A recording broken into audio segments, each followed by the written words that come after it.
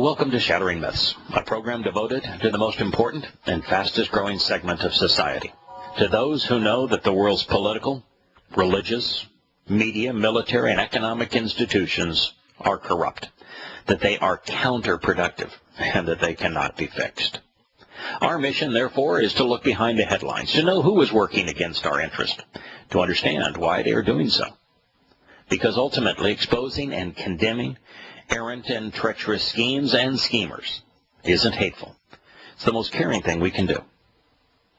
In our concluding hour, we're going to use evidence and reason to explore the Torah, which means teaching and instruction, guidance, not law, because it's liberating, and its empowering and enriching covenant provides the only reliable answer for you and your family.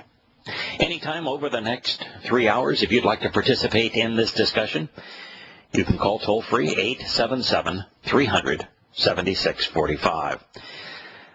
Most of you may know that I took a vacation last week with my family. I want to thank IQ al-Rassooli, who did a great job on Friday. As IQ always does, he is the world's foremost expert on all things related to Islam. I also want to thank James and his lovely wife, Patty, who did 4 programs for us. The first on circumcision, the importance of circumcision, in that it is the most divisive aspect of Christianity from the Torah, based upon Paul's writings, where Paul is overtly opposed to circumcision, and Yahowah says, that's your choice. You don't have to be circumcised, but if you're not, as a male, you can't participate in Passover, which means you're going to die at the end of your mortal existence. There'll be no eternal life. You cannot participate in the covenant, which means you can't have a relationship with God, and you're expressly excluded from entry into heaven. So while it's your choice, it's pretty clear that Yahowah, which is God's one and only name, and Paul, who is the founder of the Christian religion, are at odds with each other over this issue. Paul even went as far as to say that if you're circumcised, you can't be saved. God said exactly the opposite. He also did a program on Passover, which we will celebrate on sundown, Sunday evening, April 13th, followed by unleavened bread. His final program was on the merits of unyeasted bread, and I want to thank James and Patty for those shows. And lastly, but not least, we had 2 programs from Larry, one with of those with William on the Torah and its translation. And no one is more passionate about getting the Torah right, getting what God said correct, so that we can know and understand who he is and what he is offering than my good friend Larry. And William, our mutual friend, is just an extraordinarily passionate and clear communicator of the merits of the covenant. I want to thank all of you. I heard in the news today that there are people, probably Christian fundamentalists, who are having a conniption fit that some school children were served non-alcoholic beer. It was done all in a interactive setting to help underscore the importance that beer played in the advancement of civilization. I can't help but comment on this. Of all of the things poisoning our children today, politics, religion, drug abuse, an incredible array of disgusting pastimes, broken homes. They're concerned about non-alcoholic beer as it relates to the development of civilization? I mean, what on earth is wrong with people? The fact is, folks, that without beer there would be no civilization. The first monetary systems were developed because of beer. The first legal codes were developed because of beer. The first attempts to record information in writing was developed because of beer. Man went from being a hunter-gatherer to an agricultural-based lifestyle and developed communities because of beer. Had there been no beer, civilization could not have developed, because you couldn't drink the water around a large concentration of people. It is that simple. Beer is an extraordinarily important part of civilization. And, you know, if schools, rather than indoctrinate, would actually teach history, and to use events like the development of beer to teach mathematics, which was developed because of beer, to teach economics, which was advanced because of beer, to teach legal systems, which were developed because of beer, to teach science in terms of organisms and how pathogens grow and develop in water and how that is eliminated through the brewing process, both with boiling the water initially, as also the development of alcohol to preserve it. So much can be learned, and it could be an interactive learning experience that goes across all segments of what is necessary for students to actually understand. A real-world setting. And rather than say, yay, they're actually teaching something where this child's mind can be expanded and they can see the benefits and how all of the various aspects that we consider learning, reading, you know, with written language, science, mathematics, how they're all developed through beer. What a wonderful way to make it real for the students, and yet what do the parents do? They throw a conniption fit. Well, at least according to SRN, which is the religious news of the morning. Now, while I was gone, folks, how is it? Now, I'm not claiming that I have any control over anything, but y'all lost an airplane. I mean, you didn't just lose an airplane, you lost a 777. I mean, it has a wingspan of 200 feet. It's 209 feet long. It's 61 feet tall. How do you lose an airplane of that size? And you didn't lose a Cessna Putt-Putt. This airplane carries up to 400 passengers. This particular one had 227 passengers and 12 crew members aboard. It's an airplane that can carry, in addition to the 400 passengers, 5,300 cubic feet of cargo. The extended range version produces 93,000 pounds of thrust, the largest engines ever strapped to a moving object. Even with these Rolls-Royce engines, which are the most antiquated of the engines available on that aircraft, this airplane can fly using a payload of 45,000 gallons of Jet A, 7,725 nautical miles. I mean, that's 8,800 statute miles. You think that over a course of nearly 9,000 statute miles, somebody might have picked up a glimpse of this airplane on radar? I mean, come on, folks, how do you lose a 777? Yes, there's word that someone turned the transponder off. Okay, well, there's all sorts of automated reporting systems that can't be turned off, including the emergency locator beacon, including the engine diagnosis reporting. Yes, I understand that somewhere along the way they say that someone turned off the system that provides that telemetry to the ground. They call that system the ACARS, but goodness, you know, why would anyone build one of these airplanes, giving the pilots the ability to turn that off? All that does is provide useful information if something is failing in the aircraft. And after over a week of this airplane being gone, we're told that, well, we've narrowed down its location. It's in a region of 7.7 million square miles. It could be, and we've got this pretty much down now, anywhere from about Afghanistan to Australia. It could be in Vietnam or Madagascar. It could be in New Zealand or Turkmenistan. It might have crashed in the Indian Ocean or be floating on the Caspian Sea.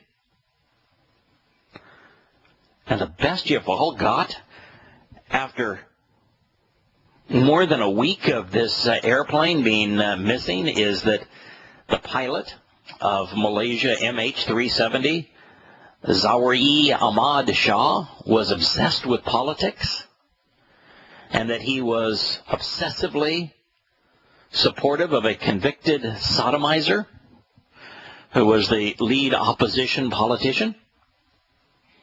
Or the co-pilot, Farik Abdul Hamid, who was more interested in pretty girls than flying.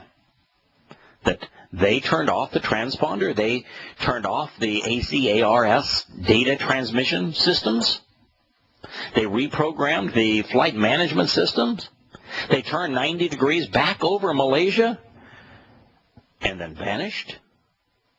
Don't China and the United States spend hundreds of billions of dollars spying on everything that moves?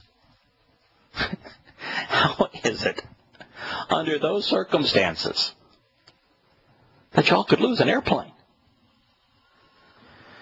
While I was gone, CNN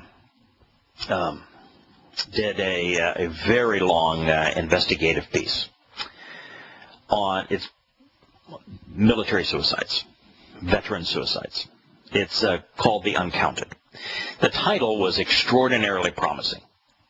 The title suggests, as I suggested here about 2 weeks ago, that the death toll for the American invasion of Afghanistan and Iraq is not 7,000 as is reported, but instead over 250,000.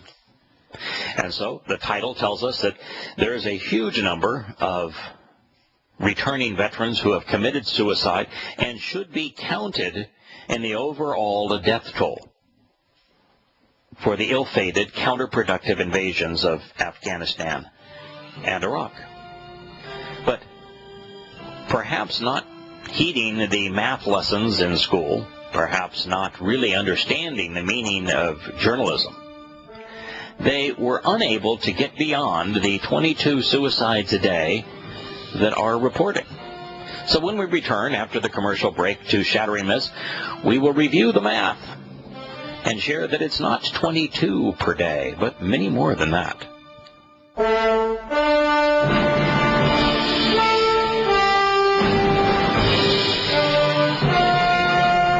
Shattering Myths, before we get to the math of the uncounted, and before anyone sends me stories saying how could you make fun of a story as horrible as the disappearance of a jetliner with 239 souls aboard, and folks, you do have to admit that losing an airplane is a rather odd set of circumstances. During the break, I had the opportunity to speak with Aaron, who produces this show, and I asked him, since the Genesis Communication Network is rife with conspiracy theorists, if there was a conspiracy theory as to how the airplane disappeared. And he shared one with me, and I don't think Aaron will mind if I share what he heard. No, not at all, but I would like to throw out that was not said by anybody on our network. That was just something I came across online while reading about it. Okay, and well, go ahead and share it. What was the favorite, all-encompassing conspiracy theory of what happened to this airplane? The most entertaining one was that Vladimir Putin has somehow taken over the aircraft remotely from the ground and then flew it up to a high enough altitude that when he depressurized the cabin, everybody inside would then die. Then remote control the aircraft to Russia to have it painted, and then later shot down to make it appear that the U.S. has fired upon a Russian aircraft. Perfect. I can't imagine the conspiracy buffs wouldn't love that. I mean, it's got an airplane being shot down. It's got an airplane being disguised. It's got Vladimir Putin as a villain. It's got remote control of airplanes. I mean, this is right up the alley of the 9/11 conspiracy fans. There is a couple of things that are absolutely obvious in this disappearance, and we'll go back to the uncounted. The ACARS system that was disabled on that aircraft, to even know how to disable it it goes beyond even the training of a pilot. Pilots are not taught are not trained how to disable reporting systems. And that particular reporting system can't even be disabled from the cockpit. So it took somebody with extraordinarily inside information as to how that airplane is designed to know how to disable the automatic data reporting system. That particular system, it's a system that was so helpful in the Air France aircraft that crashed over the Atlantic off the coast of Brazil, when it showed that the pilots reacted foolishly to errant readings that they were receiving in cruise flight at altitude after they'd flown either through or right around a thunderstorm.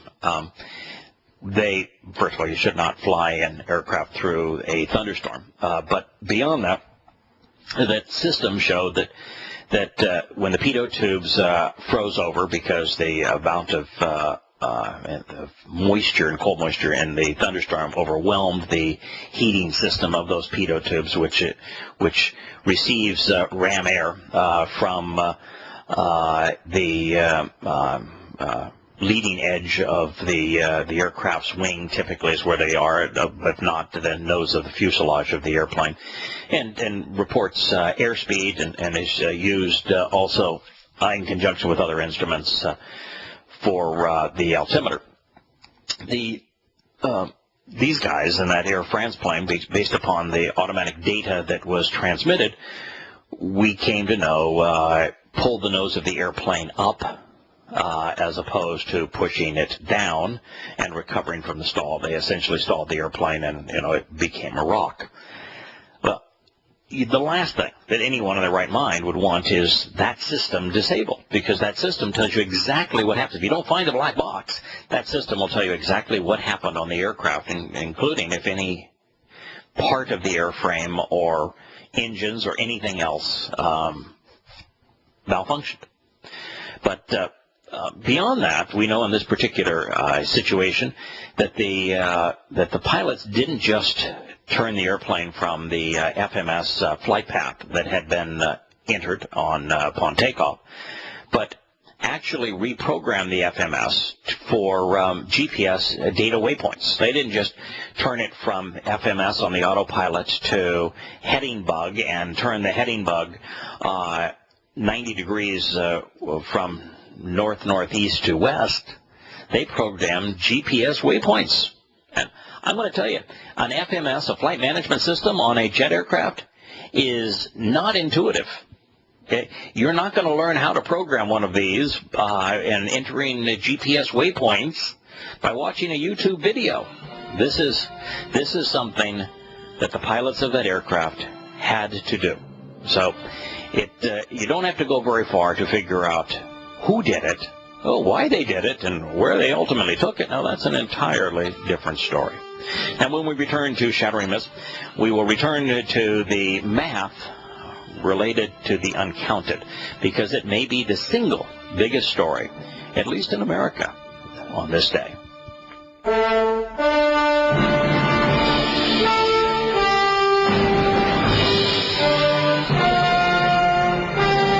Welcome back to Shattering Myths. To their credit, CNN has produced a very compelling, at least from a human interest point of view, perspective on the uncounted war dead from the Afghanistan and Iraq invasions. It's a story that desperately needs to be told. The death toll from these two invasions, both of which were counterproductive, both of which left America much more vulnerable, both of which turned bad situations into almost infinitely worse situations, both which grotesquely increased the prevalence of terrorism, neither of which can be justified under even the most convoluted reasoning, were so horrible. The mission was so misguided. The truth was so non-existent. Moral goodness non-existent, that Americans who have returned, who witnessed this misguided military adventure are taking their lives in record numbers. The invasions of Iraq and Afghanistan, rather than just being 7,000 total military fatalities, are actually over 250,000 military fatalities. It's the third most costly war in terms of lives in American history. It's followed only by the Civil War and World War II. Far worse than World War I. Far worse than Korea and Vietnam combined. Over 250,000. Now, let's do the math. The CNN began the story with the headline that 22 returning Iraq and Afghanistan veterans take their life every day via suicide. Well, that number is accurate, but only in the sense that that represents the number of veterans from states that represent only 40% of the U.S. population and only approximately 70% of those in those states who take those lives. In other words, 22 per day in states representing 40% of the U.S. population, with even those states only reporting 70% of the actual veteran suicides. That's the number. But it's not the number of American veterans returning from Afghanistan and Iraq who are taking their lives in aggregate. Since it is public knowledge that only 40% of U.S. states, or states representing 40% of the U.S. population, not any of the largest states in America, report veteran suicides. You have to begin by the recognition that 22 per day has to be divided by 0.4 to make it a number that is consistent with all of America should every state report veteran suicides. I know math is no longer taught as it should be in schools. In fact, over my vacation, I had a discussion with a PhD candidate over multiplication tables. I said, why are they no longer taught? Why are we allowing children to become dependent on calculators? Because if you can't do multiplication and division, if you don't have a concept of what the numbers comprise, the relationship between numbers, you really are precluded from thinking rationally in many cases, because so much is based on probability and likelihoods. Or, in this case, what is the actual number? And they can't divide 22 by 40%. Wouldn't even know how to begin. But folks, the answer is 55. And then you have to realize that every report that's been done on the number of veteran suicides is saying that even in those states that represent 40% of the U.S. population that do report veteran suicides, they're only reporting approximately 70% of the suicides in those states. So now you've got to take 55 and divide it by 0.7. The math is 79 per day. It's not 22 per day. More than 3 times that number. It's 79 per day. But why stop there? It's not hard to multiply 79 by 365 days per year. And then the number is stunning. It's 28,855 veteran suicides every year. And then all you need to do is to say, all right, how long have U.S. vets been coming home from Afghanistan and Iraq? We invaded, over 12 years ago. They've been coming home for over 10 years. You multiply 28,855 by 10, and the real consequence, the real death toll of those conflicts. It's in excess of 250,000. Now, some would say that there may have been some of those individuals who, even if they had not participated in the military, had not, in the case of women, been raped, in the case of men, seen grotesque atrocities perpetrated by their fellow soldiers, which they had to hide for risk of being demeaned by other service members, that there might have been some of those that would have committed suicide even if they hadn't gone to Iraq. Well, that's probably true. But how many more killed themselves through deliberate recklessness that aren't counted as suicides? Whether they tried to replace the thrill of battle, of going out on a hunt where the hunter is also the hunted, with thrill-seeking, with brawling, with drugging or drinking themselves to death. It is an interesting study. I think it is probably the most important unreported story of our day. That the real consequence of the ill-advised and counterproductive invasions of Afghanistan and Iraq cost America 250,000 lives of its children, and the devastation that that has brought to their children and to their spouses, as well as to their parents. Speaking of military abuse, one of the most important stories is the fact that the sexual abuse in the U.S. military is at epidemic levels. The least safe place to be a woman today is in the U.S. military. The safest place to be a rapist today is in the U.S. military. So the day that I left, a brigadier general, Jeff Sinclair, was to begin his trial at Fort Bragg for sexual assault. The general was accused of adultery, of violating orders, of conduct unbecoming an officer, of forcing his girlfriend of nearly 3 years to perform oral sex, of abusing the government's credit card by taking sojourns, we'll call them shorties to use the military term, to go visit his mistress. He was also charged with threatening to kill his victim and members of his victim's family if she snitched him out. He was scheduled to begin his trial the day I left on vacation. He is no longer being tried. No. This is a man who is married with 2 children. He's acknowledged that he had a consensual, adulterous affair with his accuser. Now, adultery is a crime in the U.S. military. And that his accuser is an Army captain 17 years younger than he is.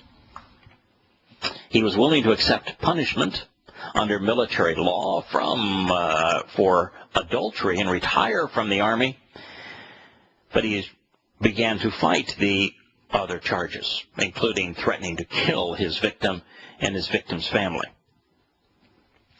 The 51-year-old Sinclair faced a maximum sentence of life in prison. He stood to lose his pay and benefits while he was abusing the U.S. taxpayer and abusing women under his command. But he was a real hero. You see, he had 5 overseas combat deployments, and he had won 4 Bronze Star medals. Genuine hero, this Sinclair. He was the deputy commander serving in Afghanistan with his girlfriend when she reported their relationship in March 2012. Well, he's pled. You see, the defense claimed that the President of the United States, when he made a statement, he says, listen, sexual abuse is so epidemic in the U.S. military. It's such a problem in the U.S. military. It's so out of control in the U.S. military. And the U.S. military is only prosecuting a scant 1% of its sexual predators. That the president said, these individuals ought to be stripped of their rank. They ought to lose their pensions. They ought to be ousted from the military.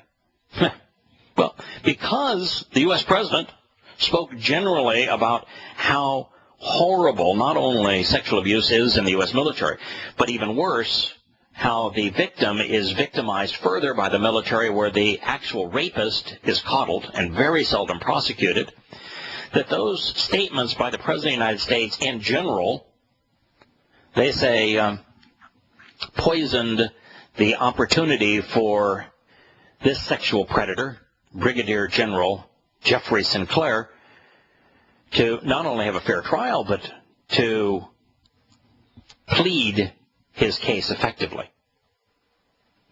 And so after the proceedings had begun, this judge said, oh, why don't we have a revisitation of pleading? And he was convicted only of adultery and misusing the government's credit card. Not for sodomy, not for threatened murder, no, not for sexual assault. Something seriously wrong with this picture. We'll return in a moment.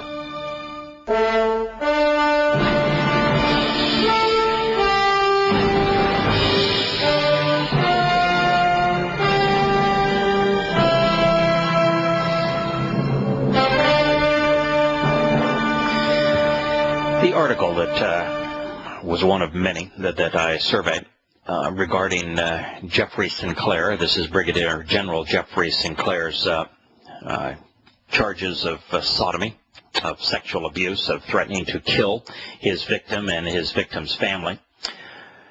Said that with Sinclair's rank, the ongoing controversy over whether the military is sufficiently punishing predators of sexual assault will be closely followed around the country, if not the world. Less than 1% of the sexual predators in the U.S. military are convicted. Less than 1%. And this is an environment where it is really easy to be able to demonstrate sexual assault. You know, you've got a hierarchy that puts junior officers and enlisted at a disadvantage over senior officers and the rank system. You've got people's whereabouts typically constrained to a specific area. You've got immediate access to them. You've got their DNA. I mean, you could not be in a stronger position to persecute and prosecute, I should say, not persecute, prosecute sexual offenders than in the U.S. military. It doesn't get any easier than that. And yet, less than 1% are convicted. The system, of course, is turned upside down because in the U.S. military, it's a boys' club where boys have their own legal system.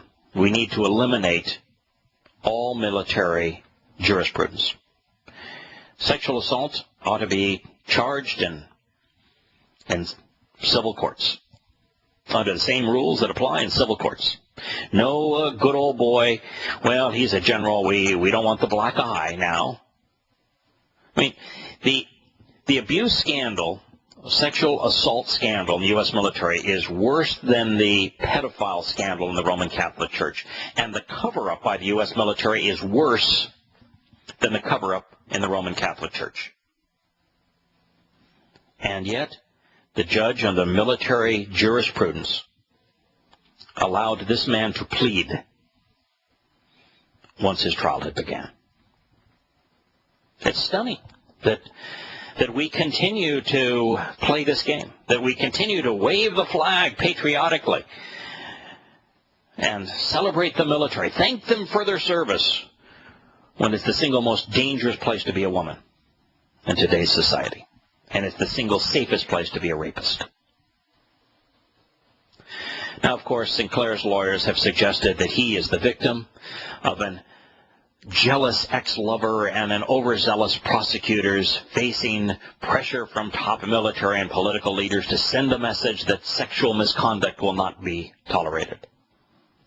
There's no question that he was engaged in sexual misconduct.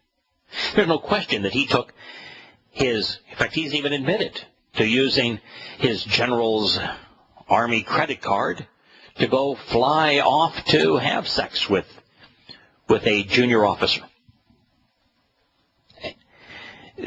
This is a black and white case. There is no defending this man. And yet, he was allowed to plead. Military commanders now decide whether a defendant will even be tried, which is why less than 1% of sexual predators in the U.S. military even face trial. And they can overturn a conviction if they think that the jury made the wrong decision. We need to eliminate the JAG system. We need to eliminate military trials and simply prosecute military criminals in civil courts. You can't have a military so rife with sexual assault. They have at their disposal the absolute most deadly weapons man has ever conceived. And these men that you now know are not trustworthy. These men who are getting away with all manner of abuse are able to wield these weapons. There's something desperately wrong with this situation.